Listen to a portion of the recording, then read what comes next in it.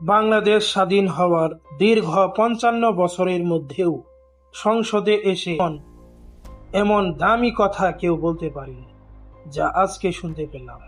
সংসদ সদস্যকে আমি আমার পক্ষ থেকে প্রাণঢালা শুভেচ্ছা ও অভিনন্দন জানাচ্ছি। তার এই কষ্টের কথা সংসদে এসে বলার ধরনটা আমার অনেক ভালো লেগেছে। আপনারা ভিডিওটি শেয়ার করে দিবেন, যেন বাংলাদেশের প্রতিটা মানুষ তার এই বাঁধভাঙ্গা কষ্টটা সংসদে এসে কিভাবে প্রকাশ করে দিয়েছেন তা যেন সবাই বুঝতে পারে, দেখতে পারে। এতগুলা সরকার এসেছে, জাতীয় সংসদে কোরআনের একটি আইনও চালু করে নাই।